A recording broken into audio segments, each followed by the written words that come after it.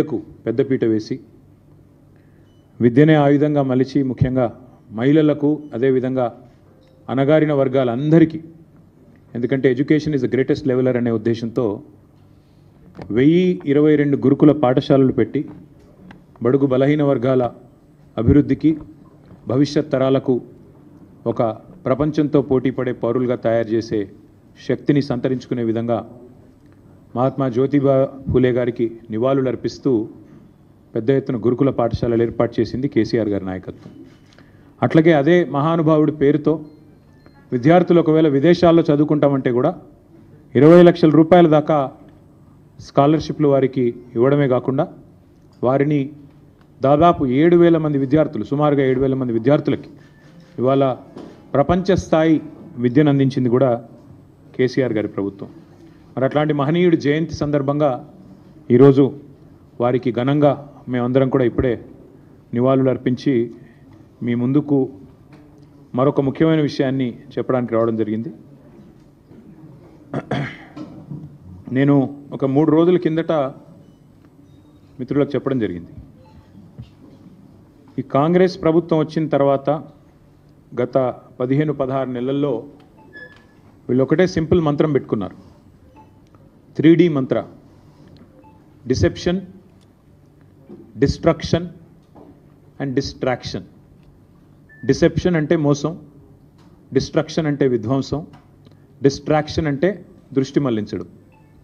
ఈ 3D మంత్రం పెట్టుకొని ఇవాళ 15-16 నెలల్లో విచ్చలవిడిగా ఒకవైపు విధ్వంసం చేస్తూ, పేదల బతుకులు ఛిద్రం చేస్తూ, రైతులు ఇప్పుడిప్పుడే బాగుపడి దేశానికే అన్నం పెట్టే స్థాయికి చేరుకున్న రైతన్న కడుపు మీద కొట్టి, మరొక వైపు ప్రజల దృష్టి మరల్చి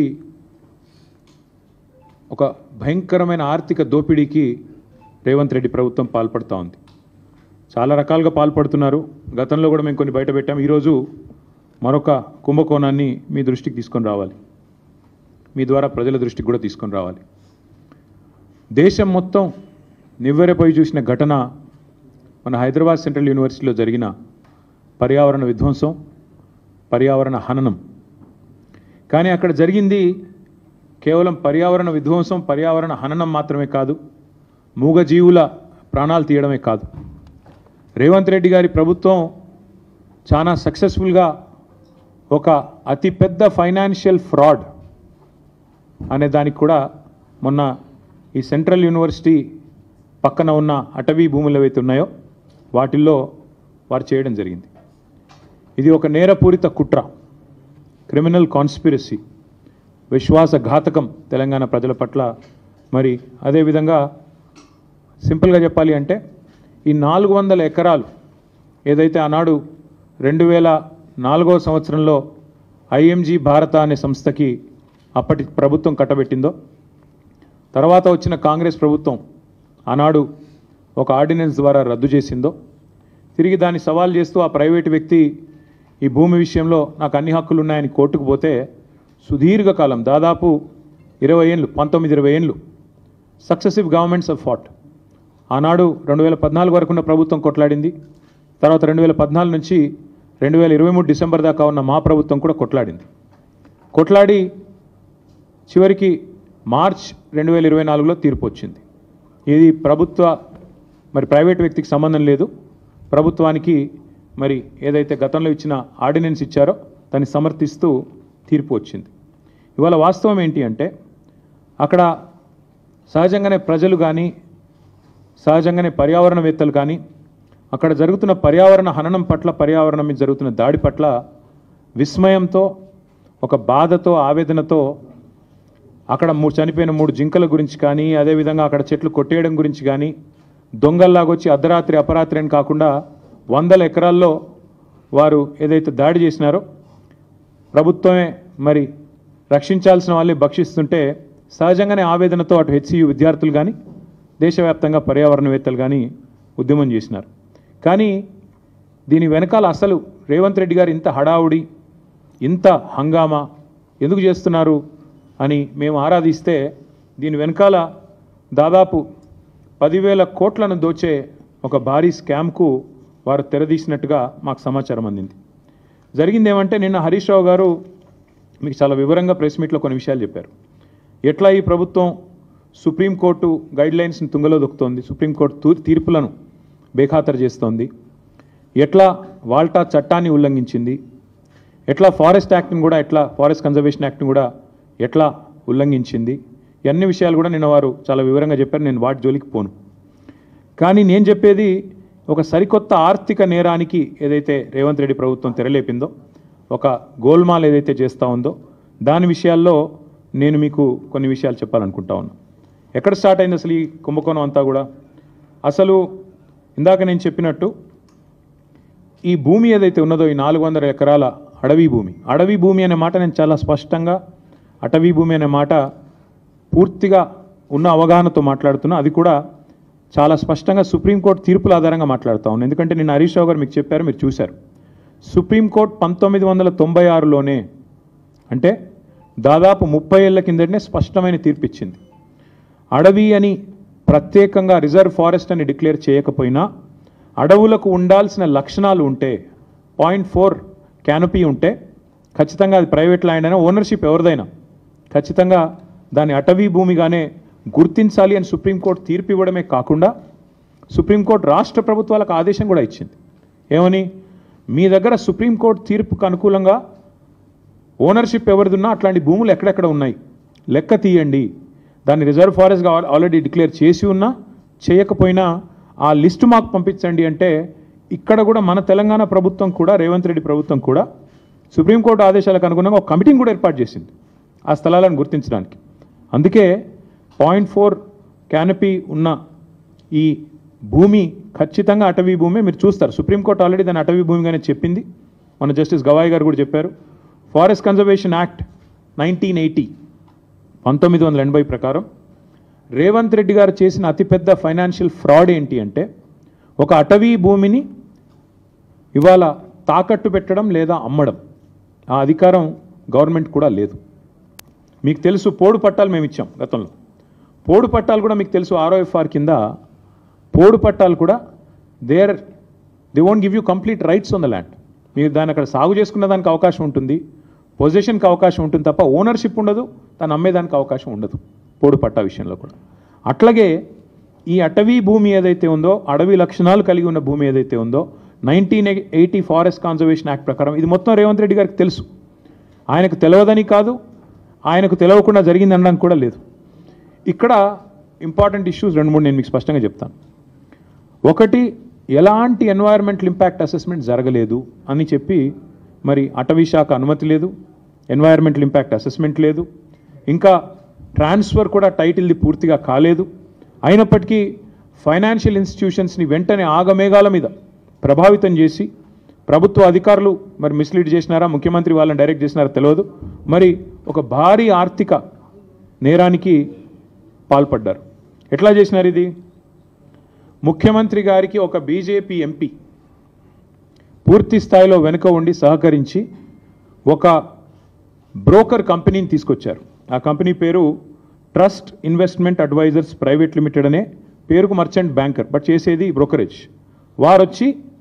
వారు ఈ కాన్సెప్ట్ వారికి చెప్పారు, మీకు FRBMను బైపాస్ చేస్తూ మీకు డబ్బులు తెచ్చిస్తాము, మీరు దానికి గాను మాకు డబ్బులు ఇవ్వండి, ఆ తర్వాత మీ ఇష్టం ఉన్న వాళ్ళకు భూములు అమ్ముకోండి. ఇది ఓవరాల్గా స్కీమ్. దీనిలో అన్ని నిబంధనలు మొత్తం అన్ని చట్టాలు నిబంధనలు సుప్రీంకోర్టు తీర్పులు అన్నిటినీ తుంగలో దొక్కారు. RBI గైడ్లైన్స్ను కూడా తుంగలో దొక్కారు. ఎట్లా? I will explain to you. ఈ ట్రస్ట్ ఇన్వెస్ట్మెంట్ అడ్వైజర్ అనే కంపెనీ వారికి రాష్ట్ర ప్రభుత్వం ఇప్పటికే 170 కోట్లు, దాదాపు 170 కోట్లు, 169 కోట్ల చిల్లర వారు ఇప్పటికే లంచం రూపంలో చెల్లించారు. వాళ్ళు సరే దాని కమిషన్ అంటారు, నేనైతే పక్కా చేసింది నేరం కాబట్టి లంచమనే అంటున్నా. ఆ ట్రస్ట్ ఇన్వెస్ట్మెంట్ అడ్వైజర్ వాళ్ళు ఇంకొక ఫైనాన్షియల్ అడ్వైజరీ సర్వీసెస్ ఫామ్ని ముంగట పెట్టారు. బీకన్ ట్రస్టీషిప్ అనే కంపెనీని రంగంలో దించారు. ఇదంతా కూడా ఏంటంటే ఒక స్కీమ్ ప్రకారం. ఇక్కడ ఇంపార్టెంట్ పాయింట్, పేరుకు పోయిన సంవత్సరమే రాష్ట్ర ప్రభుత్వం మాకు సుప్రీంకోర్టు తీర్పు రాగానే ఈ భూమిని మేము 75 కోట్లు పర్ ఎకరం మేము TGIACకి బదలాయిస్తున్నామని చెప్పి ఒక జీవో ఇచ్చింది. కానీ జీవో మాత్రమే ఇచ్చింది తప్ప ఆ ల్యాండ్ను ఏలియనేషన్ చేయలేదు, సేల్ డీడ్ చేయలేదు, మ్యూటేషన్ కూడా కాలేదు. అయినప్పటికీ తనకు చెందని భూమి, ఇంకా మ్యూటేషన్ అయితేనే నీ పేరు మీదకి ఓనర్షిప్ వస్తేనే ఆ ల్యాండ్ నీది అన్నట్లు లెక్క. ఇప్పుడు హెచ్సియు కూడా అదే అంటున్నారు కదా, హెచ్సియుకి ల్యాండే లేదు, హెచ్సియు ల్యాండ్స్ అన్ని మావే అని గవర్నమెంట్ ఎందుకు అంటుంది? ఎందుకంటే మ్యూటేషన్ కాలేదు కాబట్టి ఇంకా రికార్డ్స్ ప్రకారం నాదే ప్రభుత్వ భూమి అని ఈరోజు కూడా ప్రభుత్వం అదే వాదన చేస్తూ ఉంది. ఇవాళ ఇక్కడ కూడా అక్షరాల అదే జరిగింది. జనరల్గా ఇప్పుడు ఉదాహరణకి మీరు ఎవరైనా సరే వ్యక్తిగతంగా మనం ఒక ప్రాపర్టీ, మనకు ఒక ఇల్లో ఫ్లాట్ ఉందనుకోండి, లేదా ఒక ప్లాట్ ఉందనుకోండి, దాని మీద లోన్ తీసుకోవాలనుకుంటున్నారు తనఖా పెట్టి. జనరల్గా ప్రాసెస్ ఏముంటుంది? ఆ ఏరియాలో మీరు ఫలానా ఏరియాలో మీకు ఒక ఫ్లాట్ ఉంది, దాని యొక్క రిజిస్టర్డ్ వాల్యూ ఎంత, మీరు రిజిస్టర్ చేసుకున్నప్పుడు ప్రభుత్వానికి ఏ రిజిస్ట్రేషన్ రేట్ ప్రకారం మీరు డబ్బులు కట్టారు, స్టాంప్ డ్యూటీ ఎంత కట్టారు, దాన్ని బట్టి రిజిస్టర్డ్ వాల్యూ ఎంత. కాకపోతే జనరల్గా ఏముంటుంది, రిజిస్టర్డ్ వాల్యూకి జనరల్గా మార్కెట్ వాల్యూకి ఉండే కొంత అంతరం ఉంటుంది. ఆ మార్కెట్ వాల్యూ ఎంత దాన్ని బేస్ చేసుకొని మీకు అల్టిమేట్గా లోను ఇస్తారు. ఎందుకంటే దాన్ని తనఖా పెట్టుకోనో లేకపోతే దాన్ని గ్యారంటీ కింద పెట్టుకొని మీకు ఇస్తారు. ఇక్కడ ఏం జరిగింది ఈ విషయంలో? ఒకటి కాదు, రెండు కాదు, అన్నిటినీ తుంగలో దొక్కుతూ ఈ ఫారెస్ట్ యాక్ట్ కానీ ఇందాక నేను చెప్పినట్టు అసలు ఓనర్షిప్ లేదన్న విషయం పక్కన పెట్టి TGIAC has no ownership of the land. TGIAC ఒక పేరుకు ఒక జీవో ఇచ్చారు తప్ప ఇంతవరకు సేల్ డీడ్ కాలేదు, ఎలినేషన్ కాలేదు, మ్యూటేషన్ కాలేదు. TGIAC is not the owner of the land. కానీ ఆ ల్యాండ్ను టీజీఐఏసీ, ఇక్కడ నేను ఊరికనే ఏదో మాట్లాడట్లేదు, this is the stamps and registrations department statement of encumbrance. ఏదైతే రేవంత్ రెడ్డి గారి ప్రభుత్వం ఈ భూములు తనవి కాకపోయినప్పటికీ ఏదైతే టీజీఐఏసీ ఆ బీకన్ అనే కంపెనీకి రాసిచ్చేసిందో దానికి సంబంధించిన వివరాలు, ఈసీ ఎన్కంబరెన్స్ మీరు కూడా దొరుకుతుంది, ఆన్లైన్ వెతికితే మీకు కూడా వెంటనే దొరుకుతుంది. తనది కాదు భూమి, కేవలం జీవో ఉంది తప్ప ఈరోజు వరకు సేల్ డీడ్ కాలేదు, మ్యూటేషన్ కాలేదు. అయినా తనది కాని భూమిని తాకట్టు పెట్టి టీజీఐఏసీ ముఖ్యమంత్రి గారు అదేదో వారెవరో బ్రోకర్ సంస్థ చెప్పిందని పట్టుకొని పెట్టేసినారు. పెట్టేస్తే జనరల్గా ఏమవుతుంది, లోన్ ప్రాసెస్ స్టార్ట్ అయ్యేటప్పుడు 3-4 విషయాలు చూసుకుంటారు. ఏ బ్యాంక్ అయినా కూడా ఏం చూస్తారు? మార్కెట్ వాల్యూ ఎంత, రిజిస్ట్రేషన్ వాల్యూ ఎంత, ఇది ఒకవేళ నేను లోన్ ఇస్తే మళ్ళీ తిరిగి నాకు పైసలు వస్తాయా, ఇవన్నీ చూసుకొనే ఇస్తారు. కానీ ఇక్కడేం జరిగింది, అసలు ఈ భూమికి యాజమాన్య పత్రాలు లేవు, రిజిస్ట్రేషన్ డాక్యుమెంట్ లేదు. That itself is a big crime. First టీజీఐఏసీని, ఇండస్ట్రీస్ డిపార్ట్మెంట్ని, ఇండస్ట్రీస్ సెక్రటరీని జైల్లో వేసేంత పవర్ఫుల్ ఎవిడెన్స్ ఇక్కడే ఉంది. నీది కాని భూమి నువ్వు ఎట్లా అమ్ముతావు అసలు? ఇప్పుడు రంగారావు గారి భూమి లేదా ఆయనకు ఫ్లాట్ ఉంది, నేను తనఖా పెట్టి తీసుకున్నాను అనుకోండి డబ్బులు. ఫస్ట్ ఆఫ్ ఆల్ ఎవడన్నా ఇస్తే వాడిది తప్పే అవుతుంది, నాది కూడా తప్పే అవుతుంది. ఆయన నాది కాని దాన్ని తీసుకుపోయి నేను పెడితే నాది తప్పే, ఇచ్చే ఇన్స్టిట్యూషన్ కూడా తప్పే అవుతుంది. అట్లాగే ఇక్కడ తనకు సంబంధం లేని భూమిని ఇవాళ రిజిస్ట్రేషన్ పత్రం లేదు, యాజమాన్య పత్రం లేదు, ఏది లేకపోయినప్పటికీ ఒక నామమాత్రపు జీవో, అది కూడా ఎప్పుడు ఇచ్చారు? 26/6/2024లో జీవో నెంబర్ 54 ప్రకారం ఇచ్చేస్తున్నాం భూములు అని చెప్పి పేపర్ మీద మాత్రం ఇచ్చేసినారు. పేపర్ మీద తప్ప తర్వాత ఫాలో అప్ లేదు, సేల్ డీడ్ లేదు, రిజిస్ట్రేషన్ లేదు, మ్యూటేషన్ లేదు, ఏది జరగలేదు. కేవలం టైటిల్ ట్రాన్స్ఫర్ కూడా కాకుండానే నాది అని టీజీఐఏసీ బ్యాంకుల దగ్గరికి, బ్రోకర్ల దగ్గరికి పోయింది. That is the biggest crime number 1. రెండవది, ఈ మోసపూరితమైన ఈ ఫైనాన్షియల్ ట్రాన్సాక్షన్ని ఆమోదించడం రెండో కుంభకోణం. అసలు సరే వీళ్ళు తప్పు చేస్తున్నారు, టీజీఐఏసీ వాళ్ళు నాది కాని భూమి పెడుతున్నారు, ఇచ్చేవాడి కన్నా బుద్ధి ఉండాలి కదా, చూసుకోవాలి కదా, డ్యూ డిలిజెన్స్ చేయాలి కదా. కానీ ఆగమేఘాల మీద అసలు టైటిల్ చూడకుండా, ఓనర్షిప్ ఉందా లేదా చూడకుండా, ఈ మధ్యలో కూడా బ్రోకర్ ట్రస్ట్ అనేవాడు చెప్పాడు కాబట్టి బీకన్ అనేవాడికి ట్రాన్స్ఫర్ చేస్తూ టీఎస్ఐఏసీ రాసిచ్చింది, వాళ్ళు తీసుకున్నారు. ఐసిఐసిఐ బ్యాంకు 10,000 కోట్లకు ఇచ్చేశారు. ఇక్కడ ఇంకా విచిత్రం ఏంటంటే ఈరోజు రిజిస్ట్రేషన్ డిపార్ట్మెంట్ ప్రకారం, స్టాంప్స్ అండ్ రిజిస్ట్రేషన్స్ డిపార్ట్మెంట్ ప్రకారం ఆ ఏరియాలో కంచే గచ్చిబౌలి ఏరియాలో గజం విలువ 26,900. అంటే మొత్తం 400 ఎకరాలను మీరు గజాల వారీగా కొలిస్తే మొత్తం as per the government record 5,239,84,84 మాత్రమే.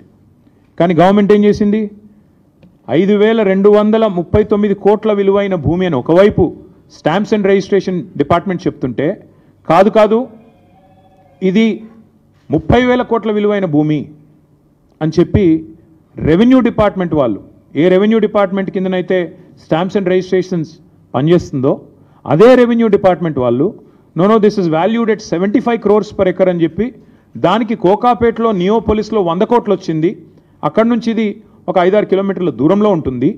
కాబట్టి దీన్ని 75 కోట్లకు మేము అమ్ముతున్నాము అని చెప్పి టీజీఐఏసీకి వాళ్ళు జీవో ద్వారా మేము ఇస్తున్నామని చెప్పి పాస్ చేసినారు. ఇక్కడ ఇంపార్టెంట్ పాయింట్ ఏంటంటే government should come forward and explain. ఇప్పుడు నాకు ఒక ప్లాట్ ఉందనుకోండి, నా ప్లాటు ఇవాళ రిజిస్ట్రేషన్ విలువ ₹1 కోటి. కానీ నేనేం చేస్తాను, నాకు పెద్ద మొత్తంలో లోన్ కావాలి. కాబట్టి నేనేం చేస్తాను, కాదు అది ₹1 కోటి కాదు, దాని విలువ 15 కోట్లు ఉంటుంది, ఆ 15 కోట్ల మీద నాకు 10 కోట్ల లోని అని చెప్పి నేను బ్యాంకు పోతా. నేను బ్యాంకర్ కుమ్మక్ అవుతాం. కుమ్మక్కయి ఆడ ఉన్నది లేనిది జనరల్గా అసెస్మెంట్ ఎట్లా చేయాలండి? వాల్యూ అక్కడ జరిగే ట్రాన్సాక్షన్స్ కానీ రిజిస్ట్రేషన్స్ కానీ ఆ చుట్టూతా ఉండే ఒక 5-6 కిలోమీటర్ల రేడియస్లో గత 3 సంవత్సరాలు జరిగిన ట్రాన్సాక్షన్స్ ఆధారంగా విలువ ఖరారు చేయాలి. ఇక్కడేం జరిగింది, ప్రభుత్వము ఆ బ్రోకర్ ద్వారా బ్యాంకు కుమ్మక్కయి అక్కడ లేని విలువను ఉన్నట్టుగా చూపెట్టి ఇవాళ 10,000 కోట్ల లోను తీసుకున్నారు. తీసుకోవడమే కాకుండా ఇక్కడ విచిత్రం ఏంటంటే అక్కడ ఒకవైపు గవర్నమెంటే చెప్తున్నది 26,900 పర్ గజం అని, ఇంకోవైపు మరి గవర్నమెంటే 75 కోట్లు పర్ ఎకరం అని చెప్పి లోన్ తెచ్చుకునే ప్రయత్నం చేస్తూ ఉంది. రెండిట్లో ఏది కరెక్టు? అయితే నువ్వు 75 కోట్లన్నా మరి ఆ మార్కెట్ రిజిస్ట్రేషన్ వాల్యూ కూడా పెంచాలి. చుట్టూ కూడా అంతా కూడా 75 కోట్లు ఉంది కాబట్టి 75 కోట్లు స్టాంప్స్ అండ్ రిజిస్ట్రేషన్ వాల్యూ కూడా అంతే అని చెప్పి అదన్నా పెంచాలా. Because otherwise it's loss to the state exchequer. రాష్ట్ర ఖజానాకు చిల్లుబడ్డట్టే కదా.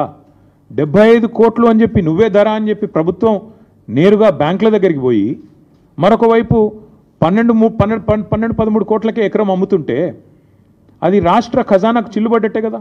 అయితే అదైనా తప్పు లేదా నువ్వు బ్యాంకులను మిస్లీడ్ చేస్తూ, దేశాన్ని మిస్లీడ్ చేస్తూ, ఆర్బీఐని మిస్లీడ్ చేస్తూ అక్కడ లేని వాల్యూ ఉన్నట్టు చూపెట్టి ఇవాళ 75 కోట్లకు దాన్ని చూపెట్టి వాల్యూని క్రియేట్ చేసి ఆర్టిఫిషియల్గా దాని మీదకెళ్ళి లోన్ తెచ్చి ఇవాళ బ్యాంకులతో పాటు రిజర్వ్ బ్యాంకును తప్పకుండా దేశాన్ని కూడా మోసం చేసినట్టుగానే భావించాల్సి వస్తుంది. ఇంకా విచిత్రంగా ఉంది ఇక్కడ స్టోరీ. 5,239 కోట్ల విలువైన భూమిని 30,000 కోట్లని చూపెట్టారు మొదలు. ఆ తర్వాత ఇంకా విచిత్రంగా వెంటనే ఆగమేఘాల మీద వెంటనే వాళ్ళు డిసైడ్ చేశారు రేట్లు. 169 కోట్ల బ్రోకర్కి ఇచ్చినారు. మధ్యలో వెంటనే ఆగమేఘాల మీద 10,000 కోట్ల రూపాయలు బాండ్స్ రూపంలో ఐసిఐసిఐ బ్యాంక్ రిలీజ్ చేసింది. వీళ్ళు తెచ్చుకున్నారు, ఖర్చు కూడా పెట్టారు, కాంట్రాక్టర్లకు కమిషన్లకు ఇచ్చుకున్నారు. ఇక్కడ ఇంట్రెస్టింగ్ విషయం ఏంటంటే జీవో నెంబర్ 54 ప్రకారం పోయిన సంవత్సరం ఐ థింక్ ఇన్ జూన్ మీరే 75 కోట్లు పర్ ఎకరం అని చెప్పారు. దానికి కోకాపేటలో ఉండే 100 కోట్లు పర్ ఎకరం అనే ఆప్షన్ని ఒక ఎగ్జాంపుల్గా బెంచ్ మార్క్ కింద మీరే చూపెట్టారు. కానీ విత్ ఇన్ 5 months జూన్లో మీరే జీవో ఇస్తారు, 75 కోట్లు అంటారు. విత్ ఇన్ 5 months మళ్ళీ ఇంకో సంస్థతో ఏదో అసెస్మెంట్ చేయించారంట. November 23 నాడు valuation report, this is done by some ఫరీష్ Rao and Rao associates అనే సంస్థతో అసెస్మెంట్ చేసి November 23 నాడు కొత్త వాల్యుయేషన్ తీసుకొచ్చారు. లేదు మేము చెప్పింది తప్పు, ఆ జీవోలో చెప్పింది తప్పు, 75 కోట్లు అనేది దాన్ని తగ్గిస్తున్నాము అని చెప్పి కేవలం 75 కాదు 52 కోట్లు అని చెప్పి మళ్ళీ ఒక రిపోర్ట్ తయారు చేశారు. This is November 23. Why did it change? ఏం మారింది? 5 నెలల్లో 23 కోట్లు ఎందుకు తగ్గింది? ప్రభుత్వం సమాధానం చెప్తుందా? చెప్పదు. బ్యాంకర్ సమాధానం చెప్తాడా? చెప్పడు. దీని వెనకాల జరిగిన మతలబ్ ఏంది? చెప్పరు. ఇంకా విచిత్రం చెప్తాను నేను మీకు. అంటే 30,000 కోట్లు వెంటనే ఏం జరిగింది? దీనివల్ల వాల్యుయేషన్ రివైజ్ చేయడం వల్ల 20,000 కోట్లకు తగ్గింది. దాని తర్వాత మళ్ళీ ఇంకొకటి చేశారు. దాని తర్వాత ఏంది? కొత్తగా మళ్ళీ ఏదో రిలయబుల్ వాల్యూ అసెస్మెంట్ అని ఇంకోటి చేసిండ్రు. రిలయబుల్ వాల్యూ అసెస్మెంట్ అంట. గవర్నమెంటే 75 కోట్లని చెప్పింది మార్చిలో. తర్వాత గవర్నమెంటే అపాయింట్ చేసిన కన్సల్టెంట్ దాన్ని తగ్గిస్తూ 52 కోట్లని చెప్తాడు. ఆ తర్వాత మళ్ళీ బహిరంగ మార్కెట్లో రిలయబుల్ వాల్యూ అసెస్మెంట్ అని చెప్పి మళ్ళీ తగ్గించి 41.6 crore అని చెప్పి ఈరోజు 400 ఎకరాలను మొత్తంగా 30,000 కోట్ల నుంచి ఈరోజు 16,640 కోట్లకు వాల్యుయేషన్ని కుదించారు. కుదించిన తర్వాత ఇవాళ ప్రభుత్వం చేస్తున్న కుట్ర ఏంటంటే అదే బ్యాంకరు అదే బ్రోకర్ను అడ్డం పెట్టుకొని తమ వాళ్ళు కొంతమంది ఢిల్లీ బాంబే బిల్డర్లను పిలుచుకొని మొదలు 75 కోట్లని చెప్పినా దాన్ని ఆల్మోస్ట్ సగానికి తగ్గించి వాళ్లకు అడ్డికి పావు షేరుకు ఈ భూములను అమ్మాలన్నదే రేవంత్ రెడ్డి గారి యొక్క పన్నాగం. ఇక్కడ ఇంపార్టెంట్ పాయింట్ ఏంటి అంటే, ఇది కూడా నేను మీకు ప్రజెంట్ చేస్తాను. ఇక్కడ ఇంపార్టెంట్ పాయింట్ ఏంటంటే, the question I'm asking the government, question I'm asking టీజీఐఏసీ. First of all, you don't have ownership. టీజీఐఏసీ నీది కాని భూమిని నువ్వు ఎట్లా తనఖా పెట్టావు, ఒప్పుకున్నవాడు ఎట్లా ఒప్పుకున్నాడు? Is this not crime? Is this not fraud? Number 1. Number 2, beacon trusteeship అనే కంపెనీ, అదేవిధంగా ఆ ట్రస్ట్ అనే broker, how did the government select them? What was the నామ్ followed? What was the process followed? ఎవరికి ఇచ్చారు, ఎట్లా ఇచ్చారు, ఎందుకు ఇచ్చారు? ఏమైనా ట్రాన్స్పరెన్సీ ఉందా ప్రాసెస్లో? లేకపోతే మీ ఇష్టమైన వాడికి ఆ బీజేపీ ఎంపీ గారు చెప్పంగానే వాడిని తీసుకొచ్చి కట్టబెట్టారా? ప్రభుత్వం సమాధానం చెప్పాలి. ఎందుకంటే చిన్న ఒక రూపాయి ఖర్చు పెట్టాలన్నా ప్రభుత్వంలో ఈ ప్రొక్యూర్మెంట్ ఉంటుంది. ₹1,00,000 ఖర్చు పెట్టాలన్నా, ₹1,00,000 టెండర్ పిలవాలన్నా ఈ ప్రొక్యూర్మెంట్ ఉంటుంది. మరి ఏ బేసిస్లో ఈ బీకన్ ట్రస్ట్, అదే బీకన్ ట్రస్టీషిప్, తర్వాత వాడేవాడు ట్రస్ట్ అడ్వైజర్స్ అనేవాడిని ఏ బేసిస్లో ప్రభుత్వం సెలెక్ట్ చేసింది? ఏ ప్రాసెస్ ఫాలో అయ్యింది? ఏ రకంగా వీళ్ళని సెలెక్ట్ చేశారు అంటే సమాధానం లేదు. ఎందుకంటే వాళ్ళు ఇష్టం వచ్చినట్టు ఇష్టారాజ్యంగా చేశారు.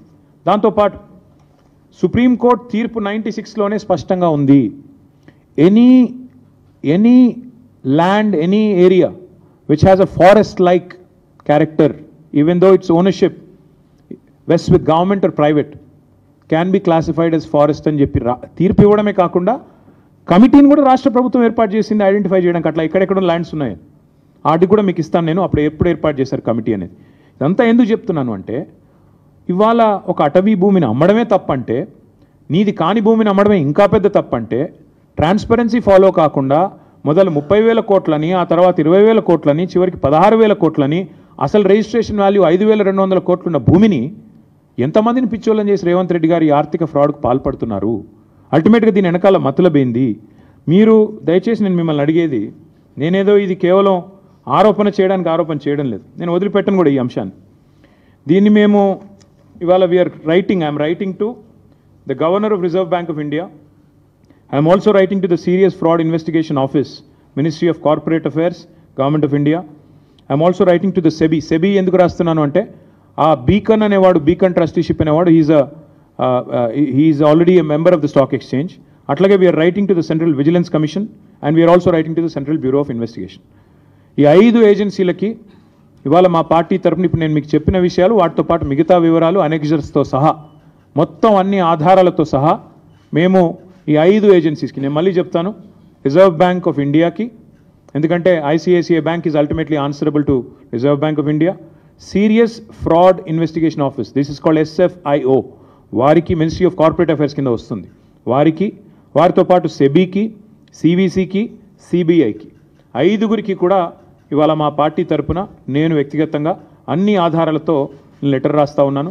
ఖచ్చితంగా ఇన్వెస్టిగేట్ చేయాలని చెప్పి కూడా నేను వారిని కోరుతా ఉన్నా. ఇక్కడ ముఖ్యమైన పాయింట్ ఏమంటే, ఈ మొత్తం కుంభకోణం వెనకాల రేవంత్ రెడ్డి గారికి అండగా బ్యాక్గ్రౌండ్లో నిలబడ్డది, ఈ అంతా మేనేజ్మెంట్ అంతా చేసింది ఒక బీజేపీ ఎంపీ.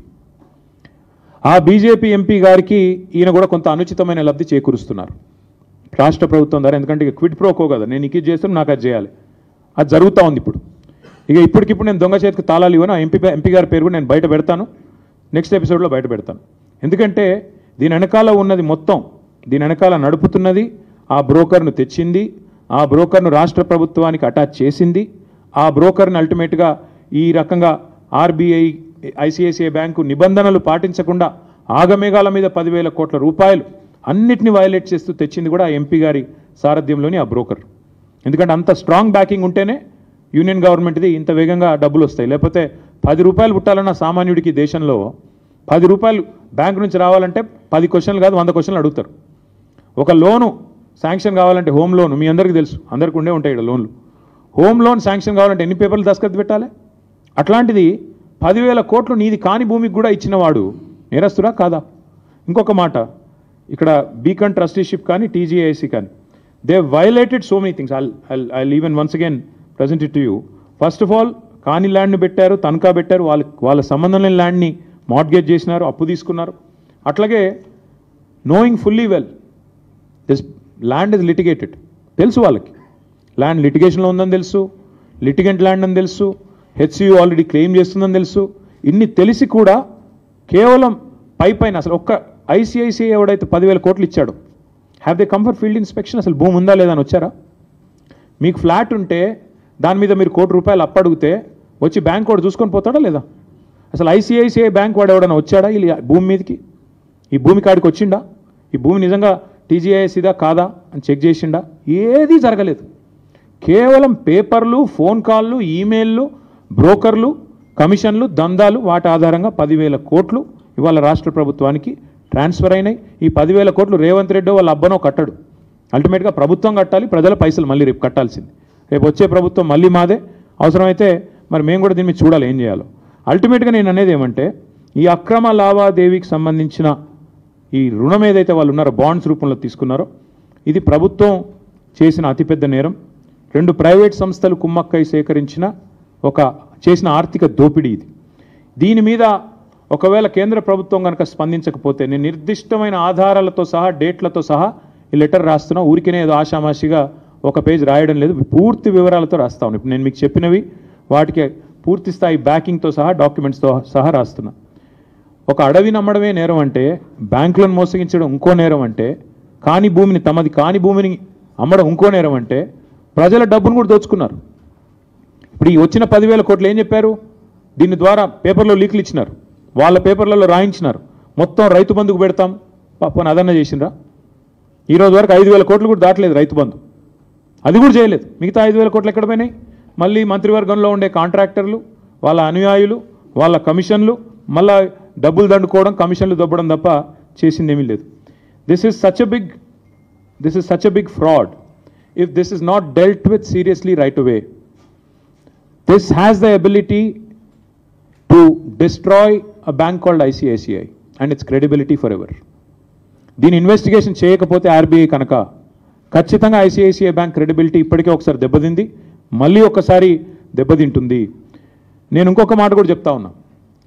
నిజంగానే మాట్లాడితే తెల్లారలేస్తే బీజేపీ నాయకులు మాట్లాడుతూ ఉంటారు, ఏదో బీఆర్ఎస్, కాంగ్రెస్ వీళ్ళంతా ఒకటే అని ఒకటి మాట్లాడతాడు. నేను బీజేపీ నాయకత్వాన్ని అడుగుతున్నా. నేను అనుకుంటా ఉన్న ప్రధానమంత్రి గారికి లేదా ఫైనాన్స్ మినిస్టర్కి తెలియకుండానే జరిగిందని నేను అంటా ఉన్నా. I would like to give them the benefit of doubt. వాళ్ళకి తెలియకుండానే ఈ కింది లెవెల్లో బీజేపీ ఎంపీలుగా ఉన్న వాళ్ళు కొంతమంది చేసిన వ్యవహారం, వాళ్ళు బ్యాంకులను మేనేజ్ చేసి చేసినారని నేను అనుకుంటా ఉన్నా. ఒకవేళ నిజంగానే బీజేపీ సిన్సియర్గా ఉంటే, కేంద్ర ప్రభుత్వానికి చిత్తశుద్ధి ఉంటే, ఈ విషయంలో నేను స్పష్టంగా డిమాండ్ చేస్తూ ఉన్నా, వెంటనే ఇన్వెస్టిగేషన్కి ఆదేశించండి. ఒకవేళ సిబిఐ కాకపోతే సివిసి లేదా SEBI can start an investigation, ED can start an investigation because money is involved, and even SFIO, Serious Fraud Investigation Office, can initiate inquiry. ఇందులో ప్రతి ఆధారం ఇప్పుడు నేను చెప్పింది మీకు దొరుకుతుంది. ఇందులో ఏం కూడా పబ్లిక్ డొమైన్లో ఆల్రెడీ ఉంది. It's a matter of stitching it up. ఖచ్చితంగా ముఖ్యమంత్రి గారు, ఆయన ప్రభుత్వం తీసుకొచ్చిన ఒత్తిడి, అదేవిధంగా ఈ వ్యవహారంలో బ్యాంకు పాత్ర, how did the broker violate all these procedural issues, ఇవన్నీ వైలేట్ చేస్తూ కనీసం ఆ భూమిలో కాలు పెట్టకుండా 10,000 కోట్లు ఇవ్వడం అంటే, ఒక సామాన్యుడికైతేనేమో ఈ దేశంలో శల్య పరీక్షలాగా 100 పరీక్షలు ఉంటాయి ఒక రూపాయి లోన్ ఇవ్వాలంటే. కానీ 10,000 కోట్ల లోన్ ఇచ్చేటప్పుడు ఆ భూమి నీదా కాదా చూసుకోకుండా లోన్ ఇచ్చారంటే ఇంతకు మించిన ఫ్రాడ్ ఏదైనా ఉంటుందా? అందుకే we demand and will not leave it at this. నేను ఖచ్చితంగా చెప్తున్నాను, ఈ వ్యవహారాన్ని ఇక్కడితో వదిలిపెట్టం. ఎందుకంటే రేవంత్ రెడ్డి గారు తెరలేపింది, తెర తీసింది ఈ 400 కోట్లకే కాదు. మన అసెంబ్లీలో మా సభ్యులు అడిగినారు ప్రశ్న, ఇంకా ఏమేమి భూములు అమ్ముతారని. ఇదే బ్రోకర్ ఎవడైతే ట్రస్ట్ అడ్వైజర్ ఎవడో ఉన్నాడో వాడికి హెచ్ఎండిఏ భూములు కూడా అప్పచెప్పారు. 60,000 కోట్ల విలువ చేసే భూములు వాడికి అప్పచెప్పారు.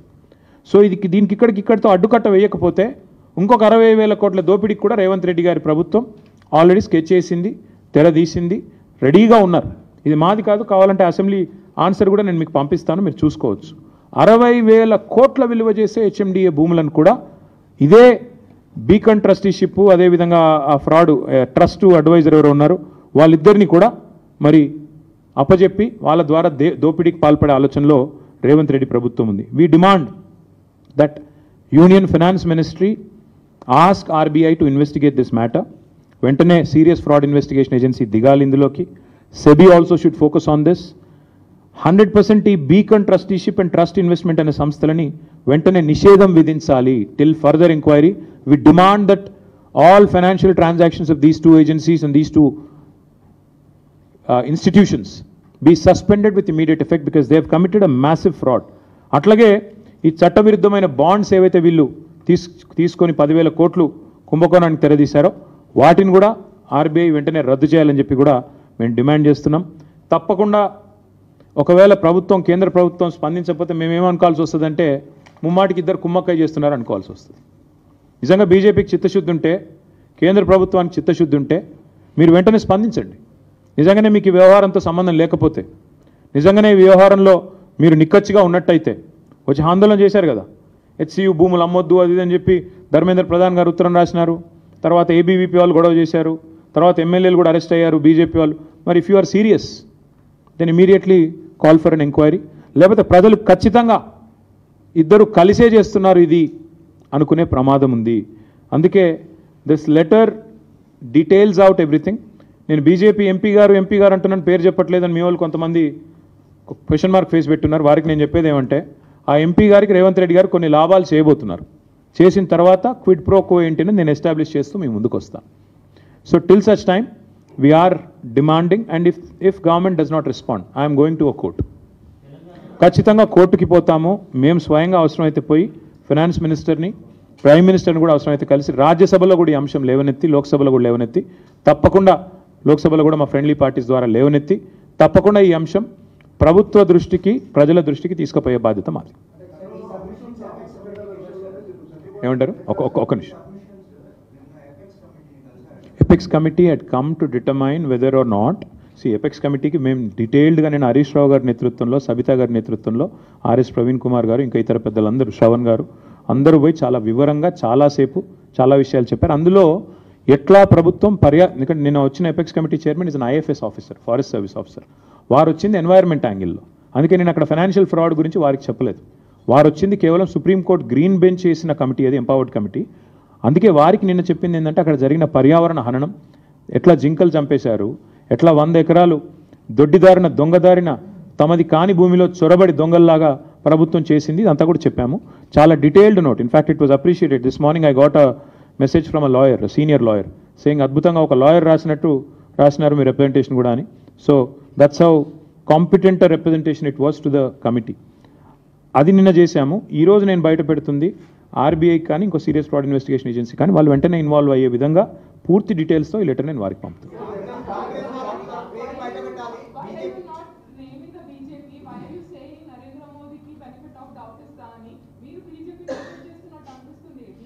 అంటే శిక్ష వేసే ముందు ఎప్పుడైనా కూడా you have to give somebody some time. ఒకవేళ నిజంగానే ఇన్వెస్టిగేషన్ ఆర్డర్ చేయలేదనుకోండి, then we have to say okay, obviously కలిసి కుమ్మక్క ఉన్నారు కాబట్టి రేవంత్ రెడ్డిని, ఇప్పుడు నేను సింపుల్ మా I'm asking you this and I'm asking through the media, I'm asking BJP as well. Narendra Modi గారు పార్లమెంట్ ఎన్నికల ప్రచారానికి వచ్చారు. వచ్చినప్పుడు ఇక్కడ ఆర్ఆర్ ట్యాక్స్ వసూలు అవుతుందని చెప్పారు. Rahul Revanth tax per square feet, సరే ఆయన ఎంత చెప్పారు నాకు గుర్తులేదు కానీ 200 రూపాయలు వసూలు చేస్తున్నారంట. Friends and family benefit package ఏదో ఉందంట, అక్కడ 100 రూపాయలంట. అది జరుగుతుందని మోడీ గారు చెప్పారు, ప్రధానమంత్రి. వచ్చిన తర్వాత మరి ఇప్పటికీ పార్లమెంట్ ఎలక్షన్స్ అయిపోయి దాదాపు సంవత్సరం అయినట్టుంది, జీరో యాక్షన్.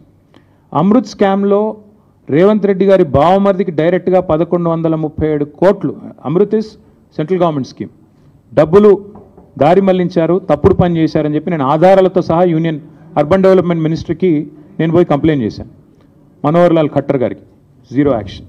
అట్లాగే ఈరోజు ఈడీ పొంగులేటి శ్రీనివాసరెడ్డి గారు తెలంగాణ రెవెన్యూ మినిస్టర్ ఇంటి మీద రైడ్ అయితే ఇప్పటికి దాదాపు 6 నెలలు అయింది. ఈడీ మాట్లాడదు, పొంగులేటి మాట్లాడాడు, అది అట్లాగే ఉంది. సో ఇది కూడా అదే కోవలో కలిపేసి కాంగ్రెస్ బీజేపీ ఒకరినొకరు కాపాడుకుంటూ పనిచేస్తారా, లేదా నిజంగానే ఇన్వెస్టిగేషన్ ఆర్డర్ చేసి కాదు మేము నిజాయితీగా ఉన్నాం, కాంగ్రెస్ ప్రభుత్వం చేసిన ఈ ఆర్థిక దోపిడీ విషయంలో మేము సీరియస్గా ఉన్నామని రుజువు చేసుకుంటారా? Let us give them the benefit of doubt and also some time. If they don't come forward for an investigation, maybe within 1 week, 10 days, I'll go personally and complain. అప్పుడు కూడా స్పందించకపోతే అల్టిమేట్ డెమోక్రసీలో ప్రజా కోర్టే పెద్ద కోర్టు, ఆడికే పోతాం, ఆడనే చెప్తాం ఇద్దరు దొంగలు తోడు దొంగలు కుమ్మక్కైనారని చెప్తాం. ఏముంది అందులో? అంత టెన్షన్ ఎందుకు బ్రదర్? దొంగ చేతికి నేను ఇప్పుడు తాళాలు ఇవ్వదలుచుకోలేదు, దొంగ అని చెప్తున్నా. ఆయనకు తెలుసు నేను ఎవరి గురించి మాట్లాడుతున్నా, ఆయనకు తెలుసు. ఒక్క నిమిషం తొందరపడకండి. దొంగ చేతికి తాళాలు నేను ఇప్పుడే ఇవ్వదలుచుకోలేదు. ఆయన ఎవరో ఆయనకు తెలుసు, రేవంత్ రెడ్డికి కూడా తెలుసు. ఇంకా నేను ఎక్కువ చెప్తే మీకు కూడా క్లూ వచ్చేస్తుంది, మీరు పట్టేస్తారు. మీరు చాలా తెలివైన వాళ్ళు ముందే.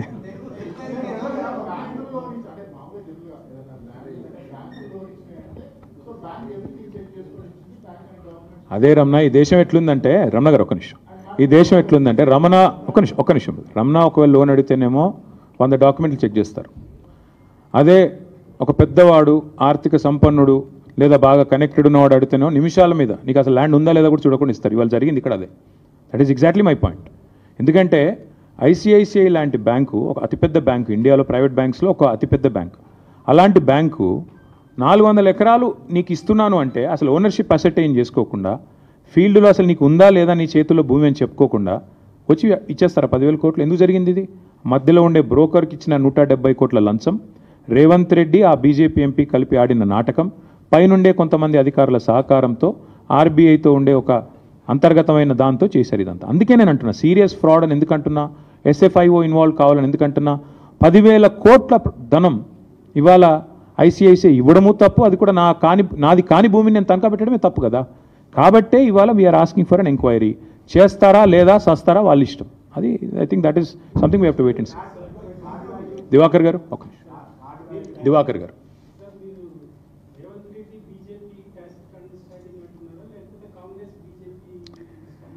Sir either way Revanth Reddy is the chief minister of Congress. Last time I checked, I think ఇంకా కూడా ఆయన కాంగ్రెస్ చీఫ్ మినిస్టర్ అనుకుంటాను. కొంతమంది వాళ్ళ పార్టీ ఎమ్మెల్యేలు అనుకోవట్లేదు కానీ ఇంకా అనుకుంటున్నాను నేనైతే. కాబట్టి మరి I think it's a direct collusion at the highest level, chief minister's office guiding this whole thing, and this sort of fraud being perpetrated on the people and hoisted on the country. This will lead to so many other things. Again, I'm saying this with utmost responsibility, Divakar garu. If this is not nipped in the bud, this will actually lead to the collapse of ICICI Bank. I'm saying this with utmost responsibility. ఎందుకంటే ఊరికే చెప్పట్లేదు నేను. 10,000 కోట్లు అట్లా యాదృచ్ఛికంగా ఊరికే ఎవరు అట్లా ఇచ్చేయరు, అట్లా ఇచ్చేయరు నార్మల్ కోర్సులో. కానీ ఇక్కడ ఇస్తున్నారు అంటే దీని వెనకాల ఎంత పెద్ద కుంభకోణం ఉందో దాన్ని బట్టి మీరు అర్థం చేసుకోండి.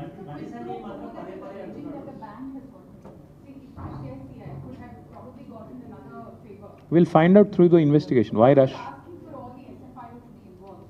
I'm alleging clearly, ma'am, that a land that does not belong to TGIAC has actually been pledged to a broker called Beacon. Now this Beacon fellow goes to ICICI and says this is a land which is valued at 75 crores per acre, whereas the actual value is something else and the ownership is something else altogether. Therein lies the fraud. What else do you need to get an investigation going on? Once we start the investigation, I think you will find more details. అందులో దొంగలు ఎవరెవరు తిన్నారు, ఏమేమి తిన్నారు, బ్యాంకులో ఎవరు involve అయ్యారు, broker ఎక్కడున్నాడు, రేవంత్ రెడ్డి వెనకాల ఉన్న వాళ్ళు ఎవరు, ఇవన్నీ కూడా బయటకు వస్తాయి. ఇన్వెస్టిగేషన్ అయితే స్టార్ట్ అవ్వనివ్వండి. మొత్తం నన్నే you want me to be the judge and jury right now? Absolutely, not just SEBI. I'm saying CVC, SEBI, everybody is competent to intervene in this. If Government of India is serious, they have to investigate, they have to intervene. If they don't, then I certainly think that, at any cost, at any cost, ultimately, ఇవాళ జరిగేది ఏమంటే మీరు రాష్ట్ర ప్రభుత్వం చేసిన ఈ ఆర్థిక దోపిడీ, ముఖ్యమంత్రి గారి కనుసనలో జరిగిన ఈ ఆర్థిక దోపిడీ, ఇఫ్ ఇట్ గోస్ అన్చెక్డ్, వాళ్ళు నెక్స్ట్ దానికి ఆల్రెడీ 60,000 కోట్ల కుంభకోణానికి రెడీగా ఉన్నారు. ఇంకొకటి అల్టిమేట్గా జరిగేది ఏంటి మేడం ఇందులో అంటే 75 కోట్ల వాల్యుయేషన్ 40 కోట్లకు తగ్గించి వాళ్ళకి కావాల్సిన వాళ్ళకి భూములు కట్టబెడుతున్నారు. అందులో ఐసిఐసిఐ బ్యాంక్లో పనిచేసే మేనేజర్ ఉన్నాడో వాళ్ళు ఎవడున్నాడో నాకేం తెలుసు, మీకేం తెలుసు, ఇన్వెస్టిగేట్ చేస్తే తెలుస్తుంది. అల్టిమేట్గా the whole sketch, the whole plot is orchestrated by CM Revanth Reddy. నేను అనడం లేదు, అక్కడ రికార్డ్ చెప్తున్నాయి నా తమ్ముడు. నేను చెప్పడం నువ్వు చెప్పడం కాదు కదా పాయింట్. నేను ఇప్పుడు నీకు చూపెట్టింది రిజిస్ట్రేషన్ పత్రాలు. ఈరోజు టైటిల్ డీడ్ వాళ్ళకి ట్రాన్స్ఫర్ అయిందా, పేరుకి మారిందా, మ్యూటేషన్ జరిగిందా? ఒక జీవో అనే కాగితం తప్ప 75 కోట్లు పర్ ఎకరం అని. తర్వాత ఇప్పుడు బ్రదర్ నీకు తెలుసు కదా ప్రాసెస్ ఎట్లుంటుందని. ఒక ప్లాట్ కొనుక్కున్నావు బ్రదర్, ప్లాట్ కొనుక్కుంటే ఏం స్టెప్స్ ఉంటాయమ్మా? రిజిస్ట్రేషన్ ఉంటుంది, తర్వాత మ్యూటేషన్ ఉంటుంది, అంతేనా? సేల్ అగ్రిమెంటు, సేల్ డీడీ అని జరగాలి. జరిగిన తర్వాతనే ఫైనల్గా నీకు నీ పాస్బుక్లోకి ఎక్కుతుంది. మరి నీకు పాస్బుక్కే లేదు, నీకు అసలు మ్యూటేషనే జరగలేదు, నీ టైటిలే ట్రాన్స్ఫర్ కాలేదు, నీది కాని భూమి నువ్వు అమ్మేస్తే ఒప్పుకుంటావా? జరిగింది అక్కడ ఇక్కడ అది. That is the biggest fraud. చేసింది ఎవరు? Revanth Reddy. That's the whole point. Thank you.